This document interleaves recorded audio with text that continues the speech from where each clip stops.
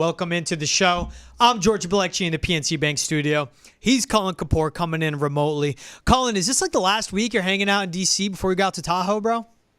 Yep, we got one more week over here. I'm actually in Georgia now, so I'm kind of crisscrossing across the country here. But I was in D.C. a couple weeks ago. But yeah, so based in Georgia for this week, then shipping out next week. It's going to be a wild couple of weeks for me over here. And it's a wild couple of weeks and couple of days for Boston sports. So excited to be here with you, George. Yeah, if you guys don't know, Cullen, young broadcaster, just graduated from Northeastern. That's how him and I got to know each other. Just walking around the garden, him bugging me bugging him, trying to do my scouting before Bean Potter Hockey East, right? What were you, the sound of what team in Wisconsin over the summer?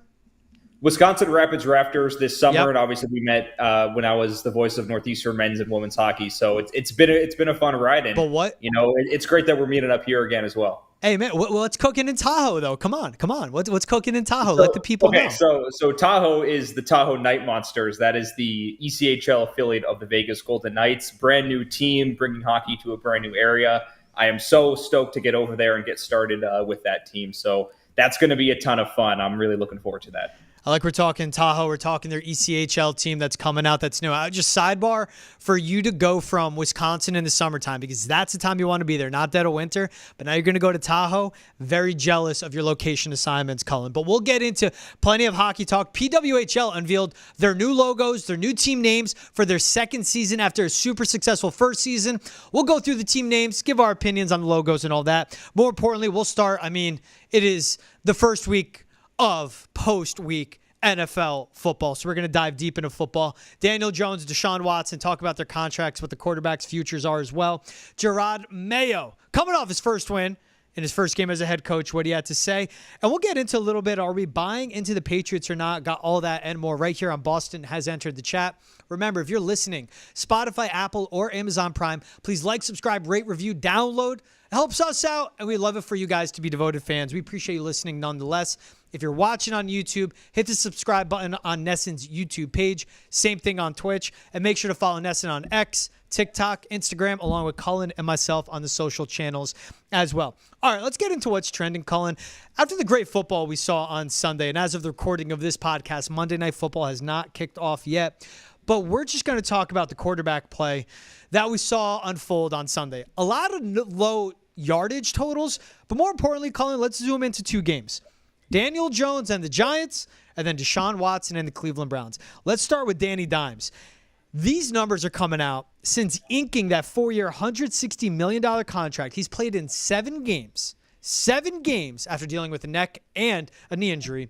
He's thrown 2 touchdowns and he's thrown 8 interceptions, but 3 of those have been pick sixes. So he's thrown more touchdowns to the opposition than he has to his own team.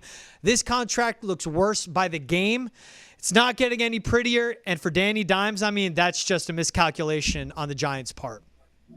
Yeah, he was just atrocious on Sunday, and there's really no other way to put it. This Vikings defense got a lot better in the offseason. They did, but they're not the juggernaut force that they were, 2, 3, 4 years ago with the Danielle Hunters, Anthony Barrs, Eric Kendricks of the world, Harrison Smith in the secondary. They're not that team anymore. And the issue with the Giants is that they couldn't get established doing anything at any point. They don't have a running back anymore, right? Saquon Barkley's gone. Devin Singletary, Tyrone Tracy are handling the duties in the backfield. That doesn't establish enough to give Daniel Jones anything in the play action game or pre-snap motion or whatever it is to open things up for him. He has that alpha wide receiver in Malik Neighbors. And if you break down the film of this game, George, I looked into it just a little bit. Malik Neighbors was wide open the majority of the time. He was being double teamed the majority of the time, and he was getting in and out of cuts, and he was getting open even with that being the case. And I think the key issue here with the Giants is that they kind of have backed themselves into a corner, not as much as the Cleveland Browns, which we'll talk about in just a second. But, this is same old for New York. I was looking on social media on Sunday, and it was go get Ryan Tannehill, go get someone, go trade for Jameis Winston, who is, coincidentally on the Cleveland Browns. So it's not going to get any better for this Giants team. Maybe, when they face the Washington Commanders of the world, when they face a defense that isn't going to give them too much trouble. Maybe Daniel Jones has time to wind up for Neighbors or find, Wan'Dale Robinson or whoever it is. But at this point, I can't really see a realistic scenario where this Giants team wins a ton of games because they don't have an offense. They got diced by Sam Darnold defensively. So what do they have going on? This contract is looking, like you said, George, worse by the day.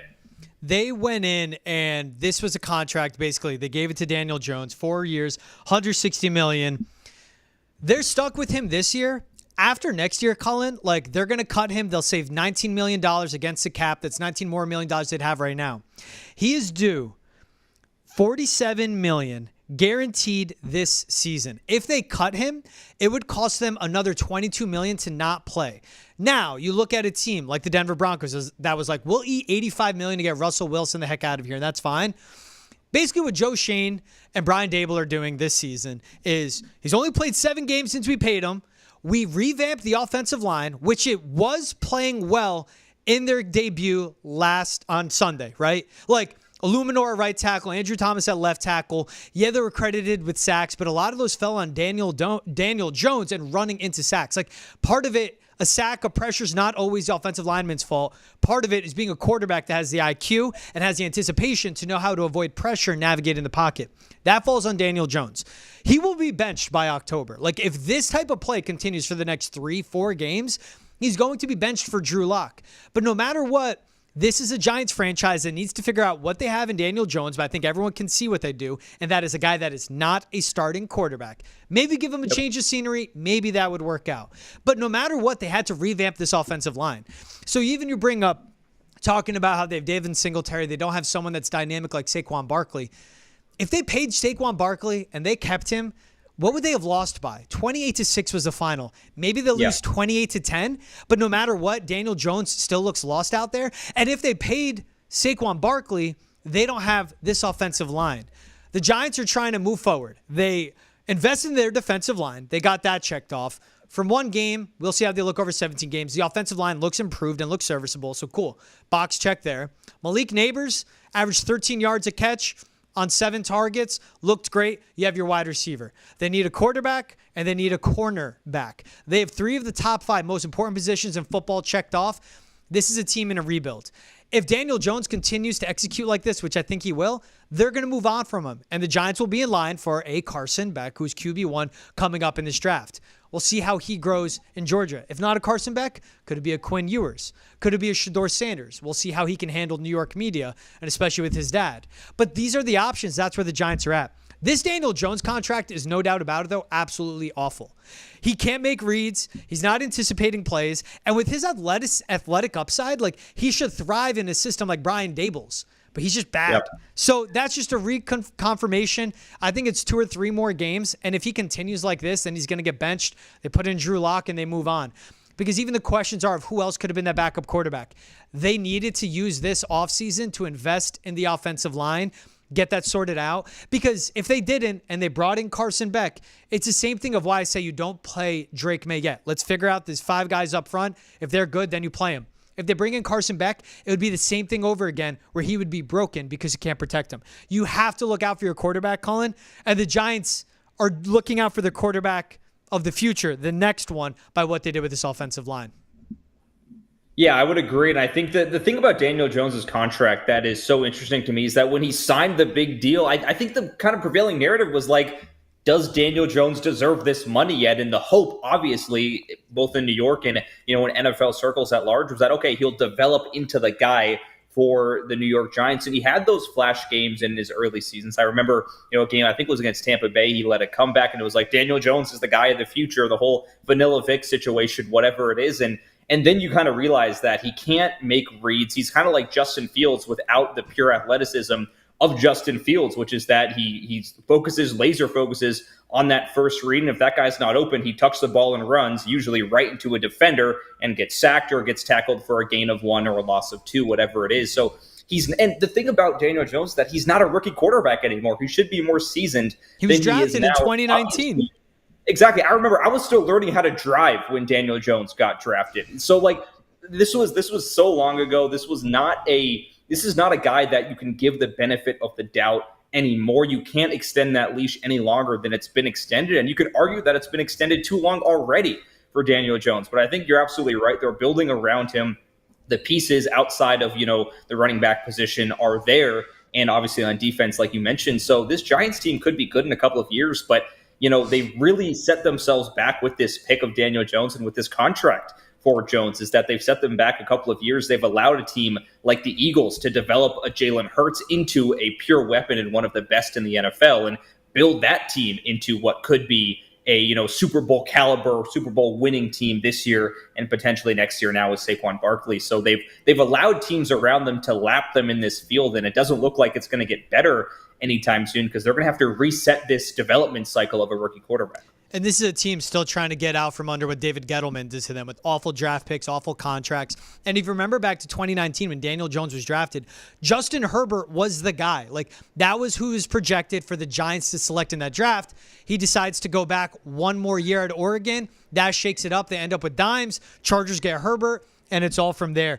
Daniel Jones credited with allowing 3 sacks, 1 QB hit, and 3 pressures. The offensive line for the Giants played well. It was all on Danny Dimes. Our second worst contract. I think this is the worst, actually.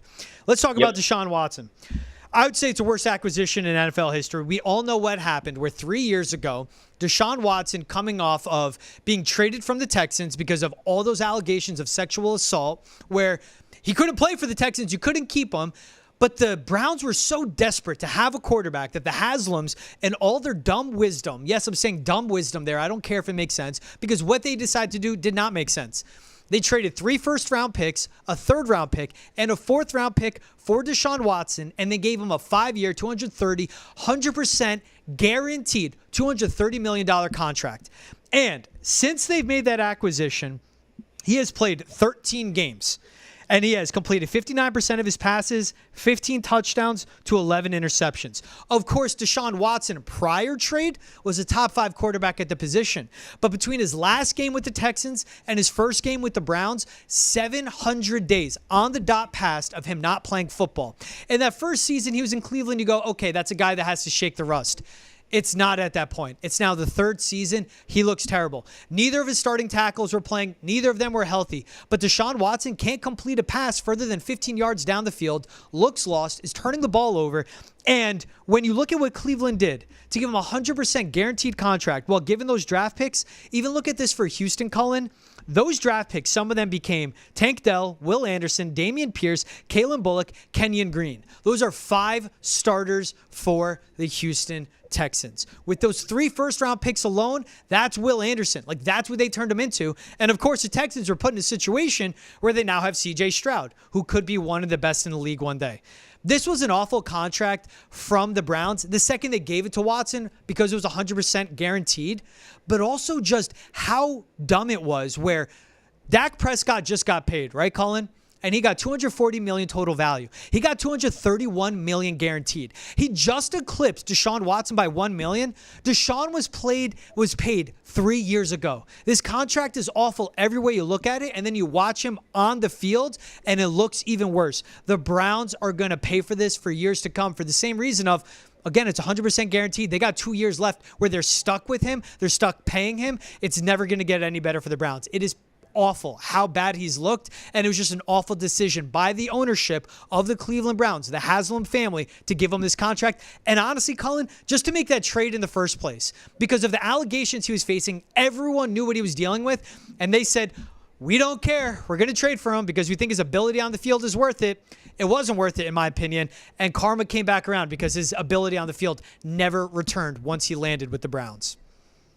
Yeah, for Deshaun Watson to work in the scenario in which the entire public knows that he is, by all accounts, a horrible person, the entire public knows that he is being guaranteed the most money at the time in NFL history. The entire public knows that the Browns absolutely had to get this done to quiet the noise about how they haven't had a pure quarterback for a long time.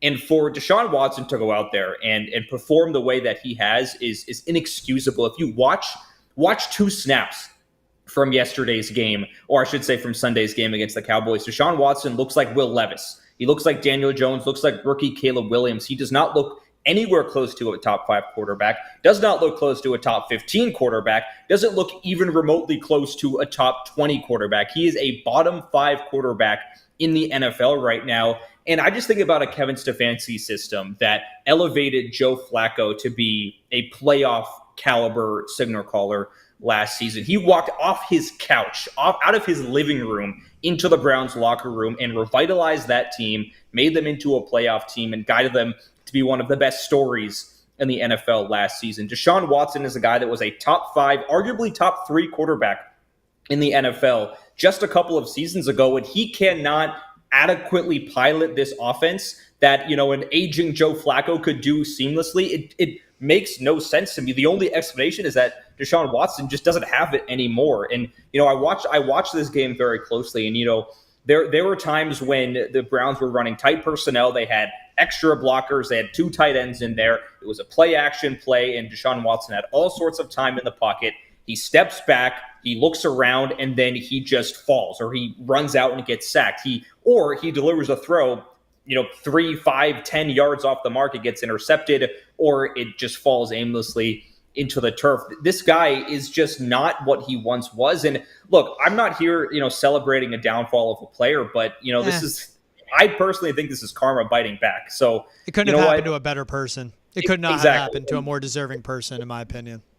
I agree with you. And I think, for Deshaun Watson, absolutely getting this contract is an indictment on the Browns as an organization. Yeah. You could see it as an indictment of the NFL as a league, rewarding the worst players and the worst people in the best possible way for those people. So I absolutely hated Deshaun Watson being the starter this season, even getting starts after Jacoby Brissett. I was out last season or a couple of seasons ago when he was serving that suspension, because Brissett was doing okay, and Watson just, waltzes in after serving a mediocre suspension for however many allegations against him. And he walks in there and performs horribly, and everyone's like, oh, he's okay. It's just rust. It's just this. And it's like, okay, no, it's not. He's no longer a good quarterback. The devil narrative, that narrative would be, hey, maybe he's going to go out and light the world on fire next week and at the end of the season. I challenge the people who say that to watch any of this past game against Dallas, because yes, it's a good defense. Yes, he was missing his 2 tackles. A good quarterback should be able to overcome at least some of those things, at least some of the time. And Watson looked lost the entire game. I think he had 37 passing yards through the first quarter and a half of action. The Browns were overmatched, and they are everybody is going to lose their jobs in Cleveland if this continues. And because they really, there's nothing they can do about it. They can't put in Jameis Winston. They can't admit defeat on the Watson experiment because they've invested too much in it. At this point, they have to, and you have to navigate it that way. I mean, they did that last offseason, Cullen, coming off the run that Joe Flacco has put together. Alex Van Pelt, who was the offensive coordinator for the Browns, along with their tight ends coach and their running backs coach, was all fired. Their tight ends coach coming off David Njoku on a Pro Bowl year. The running backs coach coming off Jerome Ford emerging with Nick Chubb going down with another knee injury. And Alex Van Pelt, Kevin Stefanski runs the offense. Give credit to how they worked with Joe Flacco. But they were all fired because the Haslams went to Kevin Stefanski and go, why is Joe Flacco executing, but our $230 million guy can't? You need to do something. So those were the fall guys. And that is what the Haslams deserve for giving out this contract. And even think about when they traded for Deshaun Watson, this was Baker Mayfield coming off leading the Browns to a playoff win. He wasn't fantastic by year 5, but he went to them, you don't want me? Trade me. I'm not going to sit behind Deshaun Watson.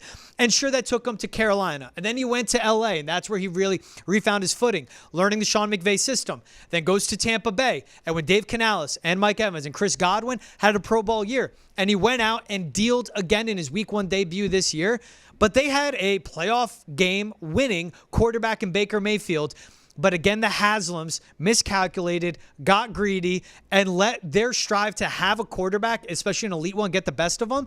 And it completely bit them in the ass. And I don't mind it. This is just by far, you watch him again, you go, this is a terrible contract. And it is an insult to Cleveland Brown fans. This goes for Browns fans and Giants fans. It is an insult to those fans to keep rolling out Daniel Jones and Deshaun Watson as a starting quarterback and going, we're trying to win games. Especially for Cleveland, it's interesting because they've one of the best defenses in the game. They have a good ground game. They have a good system to execute. Amari Cooper, Jerry Jeudy, they have these guys.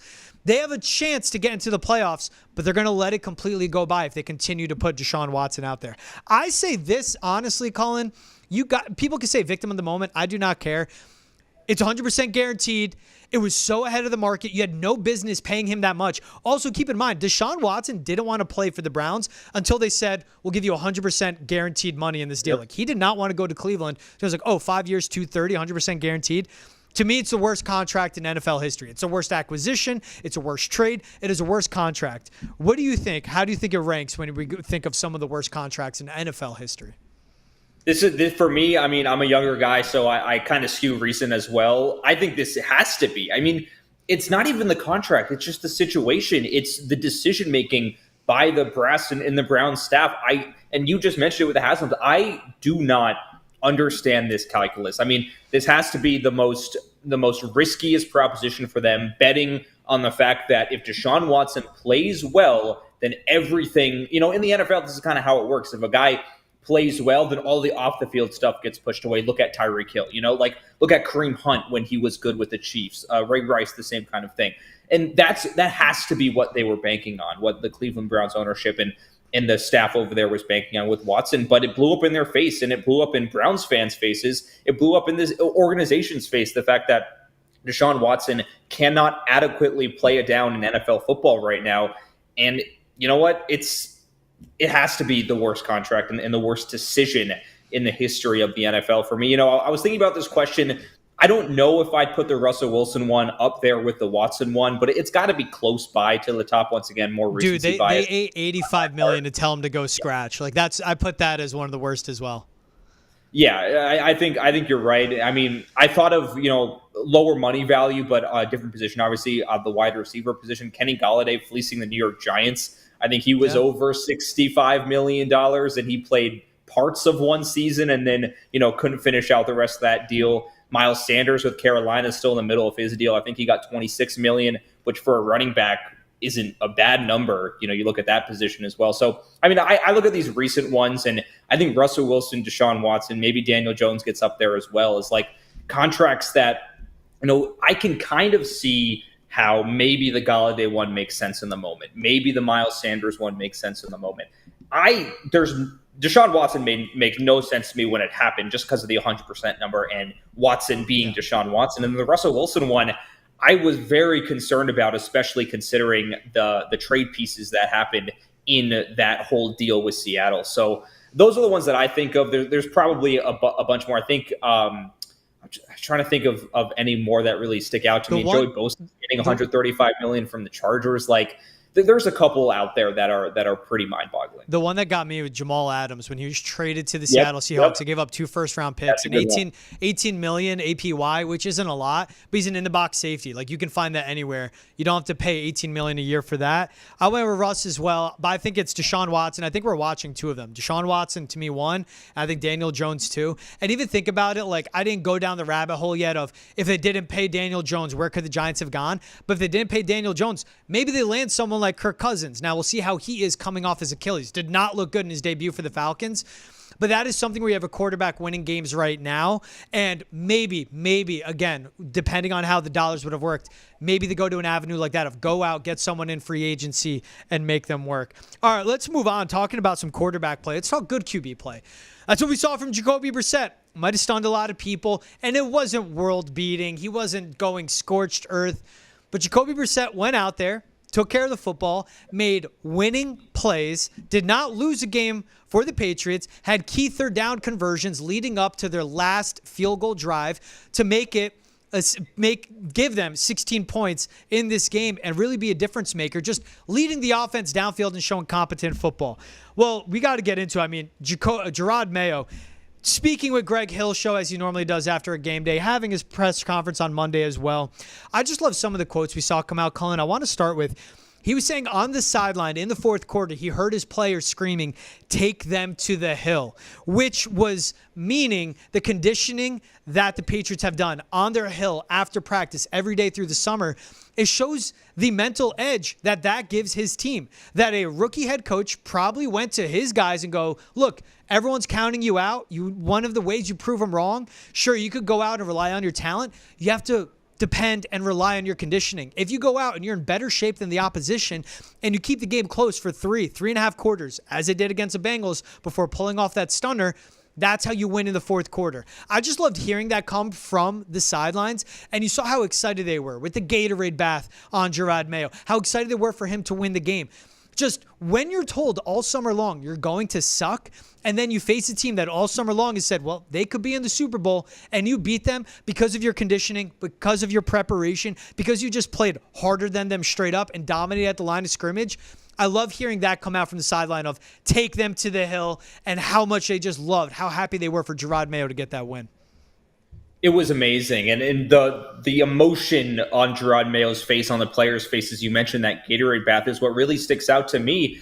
And look, the Patriots had a favorable type situation going into this game because T. Higgins was out, Joe Burrow was nursing an injury, and Jamar Chase, there was a whole swirling storm about his contract. He ends up playing, gets just 2 catches in the first half. He was very, very limited, used as a decoy in some situations, ended up with 4 more in the second half. And George, you and I talked about this. Anything can happen in week 1, but I want to point you to another situation very, very similar to the Patriots with Jacoby Brissett, and that's over in Vegas. So Gardner Minshew, the starting quarterback in Vegas, also has a young quarterback hot on his heels in Aiden O'Connell, who by all accounts outplayed Minshew in training camp and in practice, just like all accounts said Drake Maye outplayed Jacoby Brissett.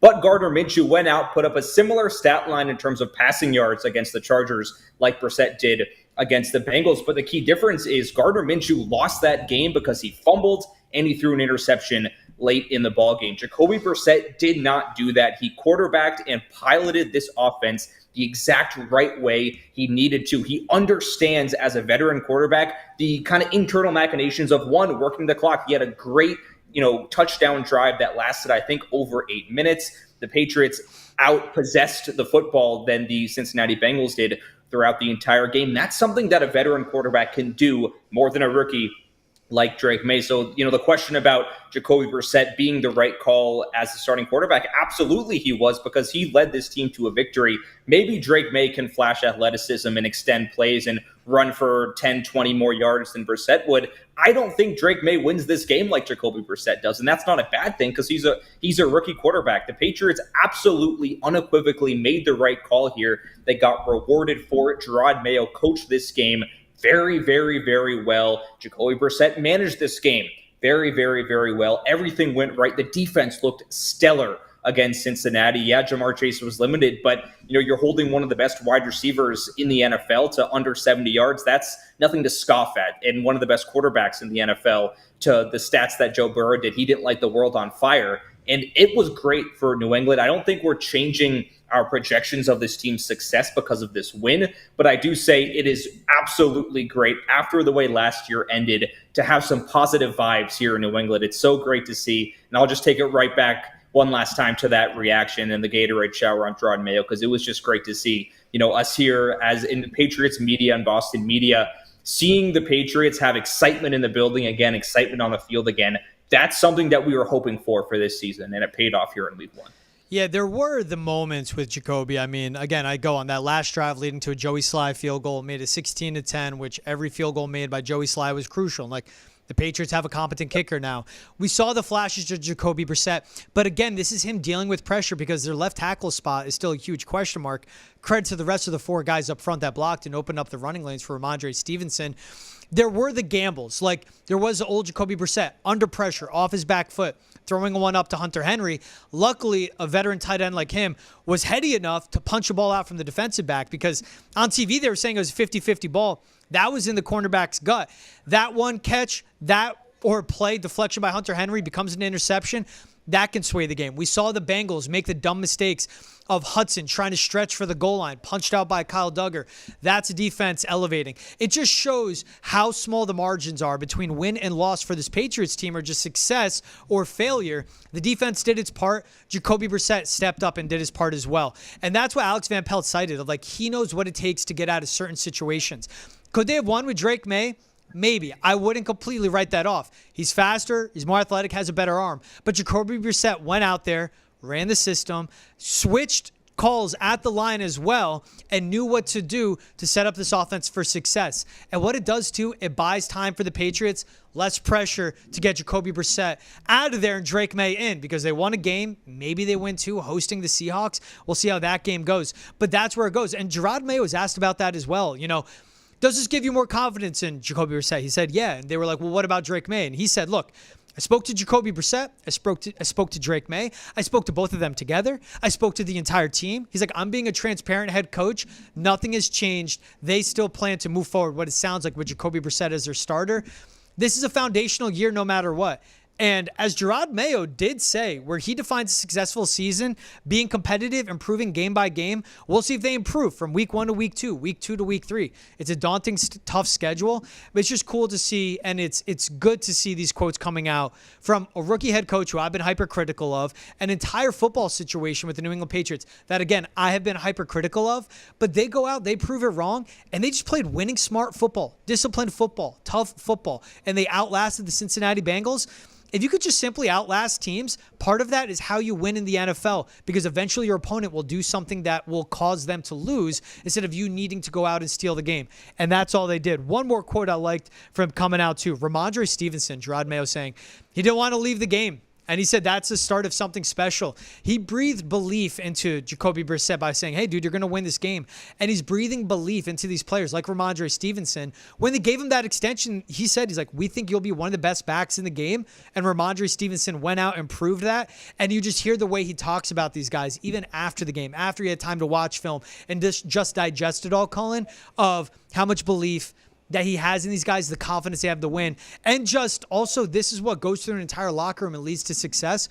When a head coach instills confidence like this, it helps the players. Yeah, they don't have one of the best rosters in the NFL, but part of that is going out, playing hard, and having the confidence you can execute. You mess around, they'll win some games they're not supposed to, like they did in week 1.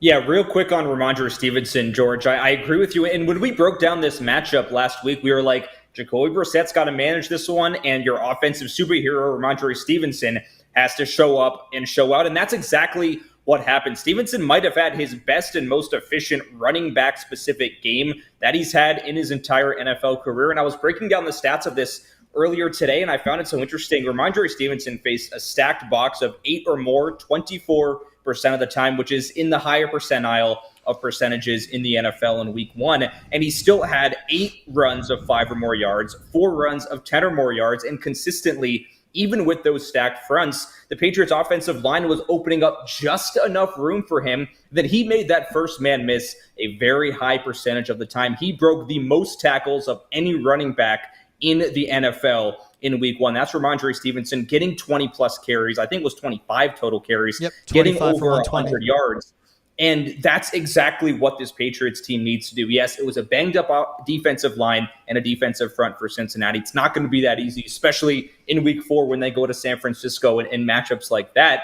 But this is a blueprint for the New England Patriots. And I think the passing game is going to get a little bit better. You're working with younger wide receivers. You're going to get Hunter Henry more integrated into this offense going forward. So the offense is going to keep taking steps up, I do believe, even with Jacoby Brissett under center. Ramondre Stevenson's just getting better and better. Those broken tackle metrics that he had in week 1 are better than he had last season, and that's facing more stacked boxes than he did last year. So Stevenson's going to be as good, if not better, than last year, and that's exactly what you need. Every single time you touch the football, George, I saw burst, I saw electricity, and I saw, grinding power running, and that's exactly what the Patriots needed and wanted from him. Yeah, I mean, that's what they want from him. We can't, how bad the offensive line situation was the last 2 seasons. Like, Matt Patricia led that group 2 years ago. Like, he had no business doing anything to coach the offensive side of the ball. Come in again last season, different terminology.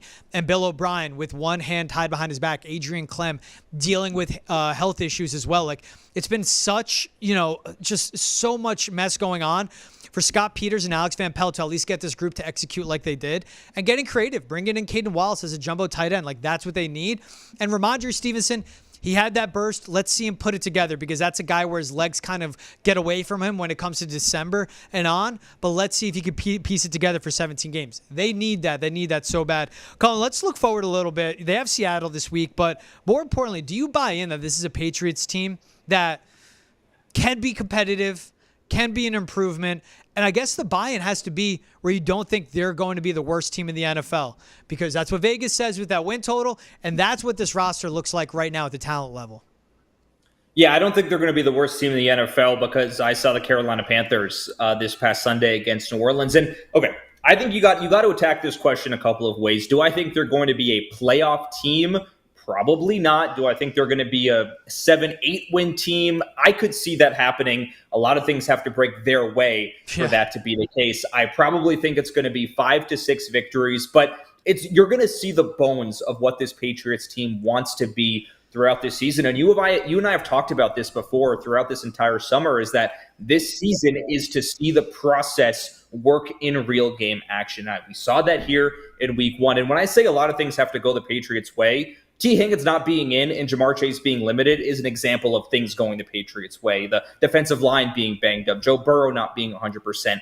That's an example of things bouncing in favor of the Patriots. Is that going to happen the entire season? No, it's not. And when they play Miami, when they play Buffalo, are they going to go in and control the clock, run the ball down Buffalo's throats, and limit a Tyreek Hill or a Keon Coleman on Buffalo to small games like they did to Jamar Chase? No, it's not going to happen. They're not going to be a playoff team this season. I do think they are going to show flashes of what this system can be. And the most important thing is I think we're going to see Jerod Mayo be one of the better coaches in the AFC this season. I really, really liked what I saw.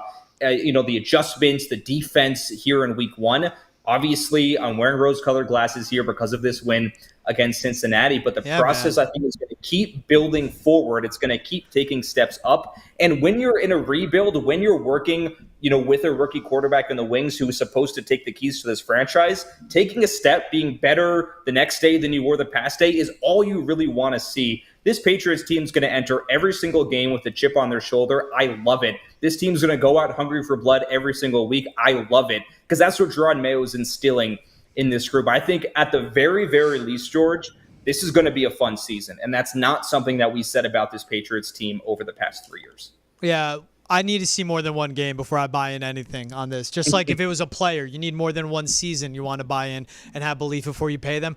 I need to see more than one game. And just think of the schedule they have coming up. Like the Seahawks, they went out and it was a weird, wonky game at home, but they found a way to beat the Broncos. And they gave up 2 safeties to the Broncos. And now there was a Bo Nix on the opposite side of them that just showed no competency to be playing in the NFL right now. But that's a Boy Mafi and Leonard Williams on that defensive line. That is a good passing attack they'll face. Geno Smith is a serviceable starting quarterback. You would say he's better than Jacoby Brissett. There's a test. Then they get to the Jets. It's Quinnen Williams, one of the best defensive linemen in the NFL, and that's a top 3 defense. Then they get to the Niners. So I just want to see a test by test and go in before I buy in. But I buy in that they know what they have to do to win. They're not trying to be something they're not. They look at their roster, they go, we're going to run the ball plenty of times. Jerod Mayo said that again. He goes, I'm not giving away a game plan. I don't care. We're going to run the ball, stop us, because that's what you have to do. They know they have to run the ball heavy. They know what they have to do personnel-wise to make that happen. They're not afraid middle of a series to take out their left tackle and put in a backup because their starter looked terrible. They're not afraid to adjust on the fly to just do what it takes to be a competitive team. And defensively, the way Keon Coleman dominated up front, what their secondary was able to do with Kyle Duggar and Christian Gonzalez and the rest of them, to take Jamar Chase out of this game plan altogether, yeah, it works. But it's game 1. The Bengals have been historic getting off to slow starts. The Patriots came in ready to play week 1. We'll see what the other teams do it. All right, Colin, let's get into the PWHL team names. So the PWHL, after their first season, unveiled their team names and logos. In Boston, we have the Boston Fleet. In Minnesota, they have the Minnesota Frost. In Montreal, it's the Montreal Victoire. I think I'm saying that right. There's the New York Sirens, the Ottawa Charge, and the Toronto Scepters. What did you think of these team names and some of the logos that came out from PWHL, Colin? So first things first, I think they were better than the leaked names from last year, those trademark names. I think of a few, Boston Wicked, I think it was Ottawa Alert, Montreal Echo, that kind of thing. Okay, I have a couple of thoughts on this. First things first, I think they executed this as well as can be expected for fledgling league in year 2 of operation. I think the names in the logos are very, very non-combative. There's not much that you can be really, really vehemently angry about. And I think that's exactly the line that the PWHL was trying to cross. However, I think that there are some missed opportunities here, especially on the Boston side of things, when you think of the origins of women's hockey here in this city with the Boston Pride of the PHF, the Boston Blades as well. I think those color schemes for the Pride especially is something that is worth paying homage to. That's not going to happen. The PWHL went out and said very clearly, we're trying to establish our own brand. So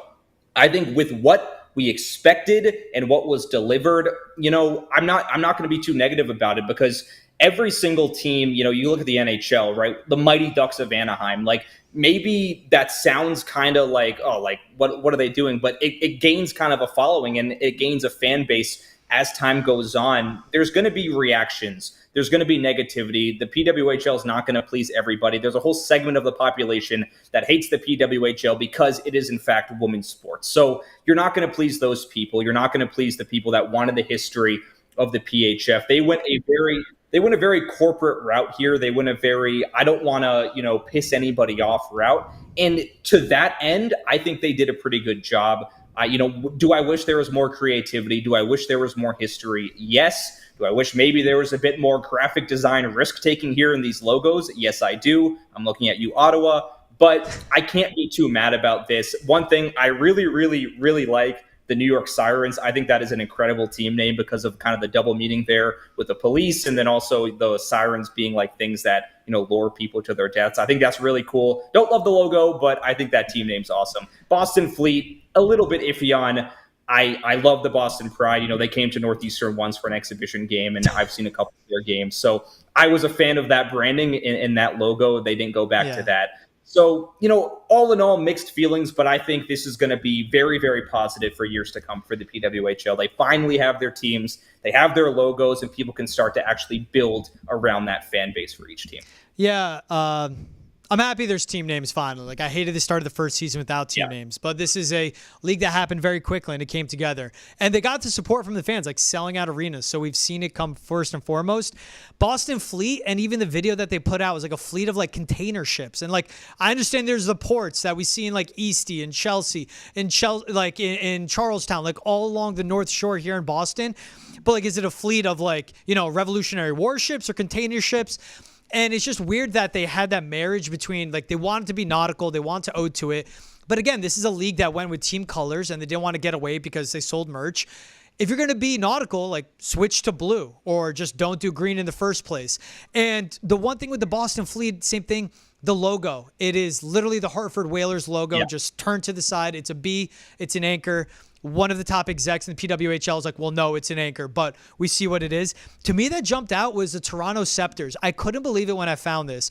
But on Twitter, someone shared the screenshot of Taylor Swift from a music video and her being a cheerleader and obviously having TS on her cheerleading uniform for Taylor Swift. Literally, the Toronto Scepters logo is that. So now the PWHL had to go with teams legally, the names they could have legally that weren't trademarked. And obviously, they hired a third party to put this together. I mean, show me something more than this TS that is literally just from Taylor Swift in this music video. The Ottawa Charge, it's a marriage of the Cavaliers and the Ottawa Calgary Flames, those logos combining together. The Frost, love the team name. The logo, again, it just looks like an off-brand energy drink. I love Montreal's logo and team name. I like New York's team name. I wish the logo was a little better. You can't tell it's an NY. I'm happy there are team names. I'll live with Fleet. I like Boston's logo. Again, if you're going nautical, just go a little blue for me. That's all I want. But I'm just excited to see these team names roll out before their second season. They had such a successful inaugural season. Excited to see it now as they roll these things out and get this going. You put a black shirt with that Boston Fleet logo on it, just that B turned sideways, that anchor, that Whalers logo turned sideways for the anchor, I'm all over it. I'll get it. So at least there's something where people will want to buy. And I think the PWHL there's nowhere to go but up. I mean, the Montreal team, the Victoire, is going to be in the Bell Center. Like, that's the best one by far. This league is going to have, trajectory of exponential growth. And I love it. I think it's great. We saw what happened with Boston over at the Tsongas Center. So I really am excited about this league. I really love that we can watch these games on YouTube. I think it's awesome to bring more awareness to the sport. And the team names and the logos, maybe you don't love them, but fans are going to rally behind them regardless. I got Lemieux behind me. That Robo Penguin on the sleeves over there wasn't universally loved when it was created and when it was, brought out to the public. Now it's loved by everybody. So I think, give it time, give it a year, and people are going to start loving these teams and these logos. My last one, like little Boston Rebels. Give me the Rebels. Like the greatest rebellion of all time happened in this city. You have the Revs. You have the Patriots. Give me the Rebels. That's one thing I was thinking. But again, they saw that logo. They fell in love with it. They got to work the water into it some way. He's Khalin Kapoor. I'm George Balekji in the PNC Bank studio. This was Boston's End of the Chat. Thank you so much for listening or watching. Like, subscribe, rate, review over on Spotify, Apple, Amazon Prime. If you're watching on YouTube, hit the subscribe button as well. We'll see you guys next time. Have a good one.